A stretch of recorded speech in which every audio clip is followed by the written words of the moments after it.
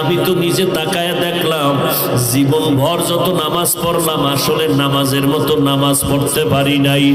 যেই নামাজে সাহাবায়ে কেরাম মাওলার সাথে দিদার হয়ে যাইত ওই রকম একটা সেজদা আজ পর্যন্ত দিতে পারি নাই। যেইভাবে তেলাওয়াত করলে আমার আল্লাহ খুশি ওইভাবে কোরআনটা তেলাওয়াত করতে পারি নাই। জীবনে মোনাজাত কত দিলাম, কলিজা ফাটা কান্না দিয়ে আমার মাওলার জন্য মোনাজাত দিতে পারি নাই। কারণ কাঠগড়ায় দাঁড়াইলে জাহান্নামে না গিয়া জান্নাত পাওয়া যাবে না। কারণ হিসাবের কাঠগড়া বড় কঠিন হবে। একদিকে জাহান্নামের আওয়াজ শুরু হয়ে যাবে, একদিকে সূর্যের গরমের তাপ শুরু হয়ে যাবে, একদিকে আল্লাহ রাগান্বিত আওয়াজ দিয়ে আওয়াজ দিতে থাকবেন। এমন অবস্থায় হাসরের ময়দানটা থরথর করে কাঁপতে থাকবে, গুনাহগার গুলো লাফানো থাকবে, চোখের পানি পড়বে, রক্ত পড়বে। আম্মা জান আয়েশা বলেন, দেখি নবী ঘরের মধ্যে বসে বসে গুনগুন করে কান্না করেন। আমি জিজ্ঞাসা করলাম, নবী আপনি কাঁদেন কেন? কি কারণে কাঁদেন? নবী বলেন, আয়েশা হাসরের ভয়ঙ্কর অবস্থার কথা মনে পড়েছে, এই জন্য আমি সহ্য করতে না পেরে কান্না করি। কেমন ভয়ঙ্কর অবস্থা হবে? নবী বলেন, আয়েশা ওই হাসরের ময়দানে সমস্ত মানুষ, নবী সাহাবী সবাই উলঙ্গ দাঁড়াবে, নারী পুরুষরা উলঙ্গ দাঁড়ায় যাবে। সূর্যটা মাথার উপরে আসবে, আল্লাহ বলবেন, ও সূর্য তোর যত তাপ আছে জমিনের মধ্যে ছাড়িয়া দে। ওদিকে জাহান্নামের আওয়াজ, জাহান্নাম বলবে, আল্লাহ বেনামাজি গুলো কই? গুনাহগার গুলো আমার পেটে দাও, আমার পেটে বড় ক্ষুধা, সহ্য করতে পারি না। আল্লাহ বলবেন, ও ফেরেশতারা জাহান্নামের গলায় 70,000 শিকল লাগাইয়া পেছনে টেনে ধর, যদি সামনে আগে আমি বিচার শেষ করতে পারবো না। ওদিকে আমার আল্লাহ বিচার শুরু করার আগে কঠিন এক হুঙ্কার দিবেন, লিমানিল মুলকুল ইয়াউম লিল্লাহিল ওয়াহিদিল কাহ্হার। মদিনার নবী বলেন, আয়েশা এমত অবস্থায় সূর্যের গরমে জমিনটা হয়ে যাবে তামা, জাহান্নামের আওয়াজ, অপরদিকে আবার আল্লাহ পাকের কুদরতের রাগান্বিত আওয়াজ। এই অবস্থায় নবীরা পর্যন্ত গুনাহ নাই, তারাও নাফসি নাফসি বলে কান্না শুরু করবেন আর বলবেন, আল্লাহ আমাকে বাঁচান। উম্মতের কথা কোন নবীর মনেই থাকবে না, নিজেকে বাঁচানোর জন্য কানবেন। ঈসা নবী কানবেন, মুসা নবী কান্না করবেন, ইব্রাহিম নবী কান্না করবেন। আম্মা জান আয়েশা বলেন, নবী আপনি তো দু জাহানের সরদার, ওই কঠিন সময় আপনি কি করবেন? নবী বলেন, আয়েশা ওই সময় আমি নাফসি নাফসি বলে কাঁদবো না, আমি আমার উম্মতের জন্য মাকামে মাহমুদ সিজদায় পড়ে কাঁদবো আর বলবো, আল্লাহ আমার উম্মত গুলো বাঁচাও, আমার একটা উম্মত যেন জাহান্নামে না যায়। আল্লাহ বলবে, নবী আপনি কাঁদবেন না, আমি আপনার উম্মত গুলো জাহান্নামে দিব না, আপনি বাছাই করে করে উম্মত গুলো জান্নাতের দরওয়াজার দিকে নিয়ে যান। আম্মা জানকে নবী বলেন, আমি বাছাই করে উম্মত গুলো জান্নাতের দিকে নিব। আম্মা জান বলেন, কোটি সহস্র কোটি মানুষের মধ্যে চিনবেন কিভাবে আপনার উম্মত কারা? নবী চোখের পানি ছেড়ে বলেন, আয়েশা ওই কঠিন মুসিবতের সময় হাজারো কোটি মানুষের ভেতরে আমার যারা খাস উম্মত দুনিয়াতে 5 বেলা রোজা বানাইয়া নামাজের সেজদা দিয়েছে, হাসরের কঠিন সময় আমি দেখব ওই আশিকদের অজুর অঙ্গগুলো নূরের আলোতে ঝলমল করতে থাকবে। আমি নবী তাদেরকে দেখিয়া দেখিয়া দইরা দইরা জান্নাতের দরজায় নিয়ে যাব। আমি আমার উম্মতের জাহান্নামে রাইখা জান্নাতে ঢুকবো না। এ নবীর উম্মতের দল, যেই নবী উম্মতের জন্য এখনো কান্না করেন, আল্লাহ তোমাদের আমাদের নিয়ামত দান করেছেন। আমরা মানুষ বড় নিয়ামত, মুসলমান হইতে পারলাম বড় নিয়ামত, আরো বড় নিয়ামত আল্লাহ তোমাদের আমাদের আখিরি নবীর উম্মত বানাইছেন। ওই নবীর উম্মত হইয়া যদি শুকর আদায় করতে চাও, আলহামদুলিল্লাহ বললে হবে না, হাঁটতে চলতে সব সময় নবীর সুন্নতের আমল করো, তোই শুকর হবে। ও বান্দা, দাড়িটা লম্বা করো, নামাজ পড়ো, নবীর দরুদ সালাম পড়ো, নবীর তরিকায় জীবনটা চালাও, নবীর তরিকায় ব্যবসা করো, নবীর তরিকায় চাকরি করো, নবীর তরিকায় মা বাবার খেদমত করো, নবীজির মোহাব্বত নিয়ে বান্দা চলো। কিয়ামতের ময়দানে তোমাকে না নিয়ে আমার নবী জান্নাতের দরওয়াজায় যাবে না। কিন্তু এটাও বড় ভয়, আমার নবী আদরের উম্মত গুলো নিয়া ডাইরেক্ট হাউজে কাউসারের কিনারায় চলে যাবেন। নবী লাইনে দাঁড় করায় করায় উম্মতের কাউসারের পানি পান করাবেন। এমন সুন্দর পানি একবার পান করলে আর জিন্দেগিতে কোনো পিপাসা লাগবে না। উম্মতেরা লাইনে দাঁড়ায় দাঁড়ায় পানি পান করতে থাকবে, নবী নিজ হাতে দিবেন। হঠাৎ করে দেখবে একটা পর্দা সামনে পড়ে গেল, নবী বলবেন, ফেরেশতা পর্দা দিলা কেন, আমার উম্মত কি শেষ?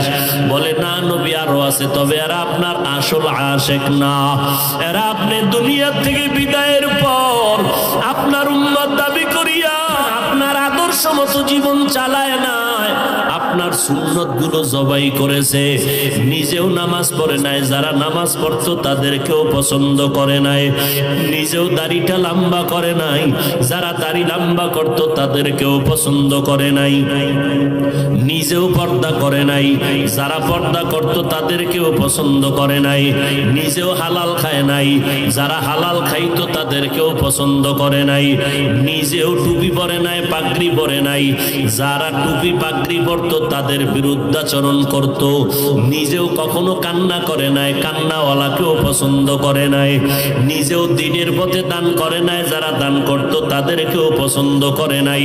আপনার সুন্নত গুলো জবাই করিয়া করিয়া জীবনটা কাটাইছে, টুপির বিরুদ্ধে, নবীর বিরুদ্ধে, দিনের বিরুদ্ধে, নামাজের বিরুদ্ধে সমালোচনা করেছে, কোরআন পড়ে নাই, পড়নেওয়ালাকেও মোহাব্বত করে নাই, উলামায়ে কেরামদের মোহাব্বত করে নাই, বিরোধিতা করেছে। আমার নবী এগুলো শোনা মাত্র নবী হঠাৎ করে রাগান্বিত হইয়া বলবেন, সোহকান সোহক, ও উম্মতেরা তোরা আমার দল থেকে বের হয়ে যা, আমি তোদের নবী না, তোরা আমার একটাও উম্মত না।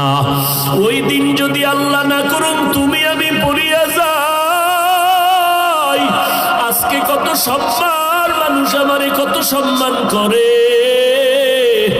আমাকে বক্তা বলিয়া কত সম্মান, কত মানুষ সম্মানের জায়গায় বসায় দেয়, কিন্তু আমি তো নিজে তাকায় দেখলাম জীবন ভর যত নামাজ পড়লাম আসলে নামাজের মতো নামাজ পড়তে পারি নাই। যেই নামাজে সাহাবায়ে কেরাম মাওলার সাথে দিদার হয়ে যাইত, ওই রকম একটা সেজদা আজ পর্যন্ত দিতে পারি নাই। যেইভাবে তেলাওয়াত করলে আমার আল্লাহ খুশি, ওইভাবে কোরআনটা তেলাওয়াত করতে পারি নাই। জীবনে মোনাজাত কত দিলাম, কলিজা ফাটা কান্না দিয়ে আমার মাওলার জন্য মোনাজাত দিতে পারি নাই। দান করছি মানুষকে দেখানোর জন্য, নামাজ পড়ছি মানুষের মারহাবা পাওয়ার জন্য, দান সদকা করেছি মানুষের মোহাব্বত পাওয়ার জন্য, মানুষের সামনে বক্তা হয়ে বয়ান করছি, নিজে আমল করি নাই। আল্লাহ সেদিন ডাকবে, আয় আগুনের কেচি দ্বারা তোর জিহ্বাটা কেটে দেই। ওই দিন আমার উপায় কি হবে? সাহাবায়ে কেরামের এত ইলম, এত আমল, সাহাবায়ে কেরামের এত তাকওয়া, এত ইখলাস, এরপরেও যদি তারা জীবন ভর কান্না করতে থাকে, ও আল্লাহর বান্দারা, নিজের বড় মনে করার কি পুঁজি তোমার কাছে আছে? তুমি যত বড় মুফতি দাবি করো, তোমার মুফতিগিরির দাম আমার আল্লাহর কাছে নাই।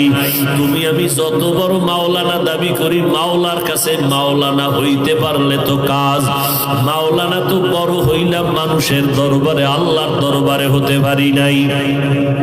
অহংকার করিয়া করিয়া নিজের জীবনটা বরবাদ করে দিলাম। সাহাবায়ে কেরাম এত সুন্দর ইখলাস আমল নিয়েও কান্না করলে তোমার আমার কি পরিমাণ কান্না দরকার? বান্দার আজকে নিজের চোখেও পানি নাই, কান্নাওয়ালার সাথে কোনো মোহাব্বত নাই, বরং কান্নার বিরুদ্ধে বিভিন্ন ভাবে তুমি প্রপাগান্ডা ছড়াও। এখনো সময় আছে, আমার আল্লাহ তো জাহান্নামে দিতে চান না, কারণ আমার আল্লাহ চান তার আশেক বান্দাগুলোকে জান্নাতে দিবেন। কারণ আমার আল্লাহ পাক জানেন বান্দা জাহান্নামের আগুন বড় ভয়ঙ্কর। একটা সেকেন্ডের জাহান্নামের আগুন সহ্য করার ক্ষমতা কারো নাই। ও আল্লাহর বান্দারা, গুনার কাজ ওই পরিমাণ করি ওরে যুবক, গুনার শাস্তি জাহান্নামে যেই পরিমাণ সহ্য করতে পারবি ওই পরিমাণ গুনাহ নিয়ে কবরে যাবি। ও যুবকেরা, এখনো আর কত বাহাদুরি করবা? এই জীবনে কত যুবকের লাশ কবরে রাখলাম, এই জীবনে কত যুবকের জানাজা পড়াইলাম, এমন একটা দিন নাই যুবকের লাশের খবর নাই। কত মা কান্না করে আমার সন্তান নাই, কে আমারে মা বলে ডাকবে? কত বাবায় কান্না করে, কে আমার খোঁজ খবর নিবে? ও আল্লাহর বান্দারা, স্কুলে পড়ো, কলেজে পড়ো, বাধা নাই, নবীর তরিকা মানো, পাঁচ বেলার নামাজ পড়ো, মা বাবার দোয়া নিয়ে চলো, ওলামায়ে আহলে হকের পরামর্শ নিয়ে আমল করো, মোনাজাত দিয়া মাওলার কাছে একটু কান্না করো। যদি মনে করো চোখে পানি আসে না, তোমার উপরে আমার আল্লাহ বেজার, গুনার কারণে তোমার দিলটা বড় পাথর। ওরে থানায় আসামিকে পিটাইলেও যদি আসামি কান্না করে, ওরে ছাত্র ওস্তাদের শাস্তির ভয়ে যদি কান্না করতে পারে, ওরে সন্তান যদি মা বাবার শাস্তির ভয়ে কান্না করতে পারে, আমার মাওলার আযাবের ভয় কি এত কম? ওই আল্লাহর আযাবকে যদি ভয় করো, কেন কান্না আসবে না রে বাবা? তোমার কপাল বড় খারাপ, ডানে বামে যদি কোনো কান্নাওয়ালা কাউকে পাও, হাতটা বাড়াইয়া দোয়া নিতে থাকো, আর মা বাবার থেকে দোয়া নাও, চোখের পানি তোমার চলে আসবে। ভোর রাত্রে আমার মাওলাকে একটু মহব্বতে ডাক দিও, দেখবা চোখের পানি আসা শুরু হয়ে যাবে। নিজের হিসাব মিলাও, অন্যের হিসাব মিলায়া লাভ হবে না রে বাবা। যেদিন মরণ আসবে, কে বক্তা, কে শ্রোতা, কে ডাক্তার, কে মুফতি, কোনো ভেদাভেদ নাই। নিজের গায়ের গেঞ্জি কাটিয়া সাদা তিনটা কাফনে প্যাকেট বানাইয়া ওই অন্ধকার কবরে নিয়ে যাবে। কে মুফতি, কে মাওলানা, কে ধনী, কে গরিব, কে ডাক্তার, কে রোগী, কোনো ভেদাভেদ নাই। ওই অন্ধকার কবরে তোমাকে আমাকে আপনজনেরা রাখিয়া পাড়াইয়া পাড়াইয়া মাটি দিয়া সবাই চলে যাবে।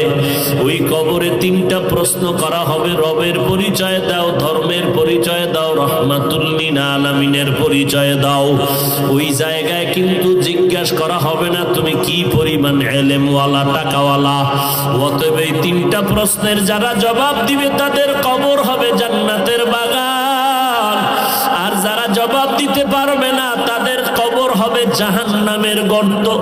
নবীজি বলেন যারা জবাব দিবে তাদের জন্য আল্লাহ জান্নাতের বিছানার ব্যবস্থা করবেন, আর যারা জবাব দিতে পারবো না আল্লাহ তাআলার অর্ডার হবে জাহান্নামের বিছানাটা কবরে দিয়া দাও। আল্লাহ বলবে, ও কবরের মাটি, জাহান্নামের ধয়, জাহান্নামী আসামিকে ধর। ও মাটি দুই পার্শ্ব থেকে জোরে জোরে চাপ দাও। একটা মশার কামড় সহ্য করতে পারি না, কবরের চাপ কেমন করে সহ্য করবো রে বাবা? ও যুবকেরা, স্কুলে পড়ো, কলেজে পড়ো, চাকরি করো, ব্যবসা করো, বাধা নাই। মা বাবার দোয়া নিয়ে, আলেমদের দোয়া নিয়ে সামনে আগাও, নামাজ ছাড়িও না, দাড়ি কাটিও না। ডাক্তার হও তবে আদর্শবান ডাক্তার হইও, ইঞ্জিনিয়ার হও তবে ইঞ্জিনিয়ার আদর্শবান হইও। মা বাবার দোয়া নিয়ে পাঁচ বেলার নামাজ পড়ো, দেখবা কপাল খুলে যাবে। পিছনের গুনার জন্য তওবা করো, মরিয়া গেলে যাব আর কোনোদিন নামাজ ছাড়বো না, মা বাবাকে কষ্ট দিব না, ওলামায়ে আহলে হকের বিরুদ্ধাচরণ করব না, নবীর তরিকা নিয়ে চলবো, সন্তানগুলো নবীর তরিকায় চালাবো। তওবা করার যদি মাওলার মুহাব্বতে নিয়ত করতে পারো, এক ফোঁটা চোখের পানি যদি ছাড়িয়ে দিতে পারো, কান্না যদি না আসে নবী বলেন জাহান্নামের কথা যদি শুনে একটু চোখের পানি সারিয়া কান্দিও, আল্লাহর কাছে তওবা করে ক্ষমা চাইও। এক ফোঁটা চোখের পানি জাহান্নামের আগুনকে হারাম করিয়া দিবে। আল্লাহর কাছে অন্তর দিয়া ডাক দাও, দয়ার মালিক, এই ময়দানে আমার মতো গুনাহগার কেউ নাই। আয় আল্লাহ, শয়তানের ধোঁকায় পড়ে গুনাহ করেছি, আর গুনাহ করব না। নামাজ ছাড়বো না, বেপরদায় চলবো না, দাড়ি কাটবো না। ও পর্দার আড়ালের মা বোনেরা, আপনারা নবীদের মা, সাহাবায়ে কেরামের মা, আউলিয়ায়ে কেরামের মা, হাফেজে কোরআনের মা, মনটা কি চায় না একটা ভালো সন্তানের মা হইয়া কবরে যাবেন? আপনার কবরের কিনারায় সন্তান কোরআন পড়িয়া দোয়া করবে। ও আম্মা জান, ঘরে থাকেন, নামাজ পড়েন, স্বামীর খেদমত করেন, সন্তানগুলো দিনদার বানান, সন্তানগুলোকে কোরআনের আদর্শ দিয়া নবীর মোহাব্বতে তৈরি করে যান। দুনিয়াও ধন্য হবে, আপনার আখিরাতের জিন্দেগিও ধন্য হবে। আল্লাহ আমাদের খাঁটি গোলাম হইয়া নবীর তরিকায় চলার তৌফিক দান করেন। আমিন।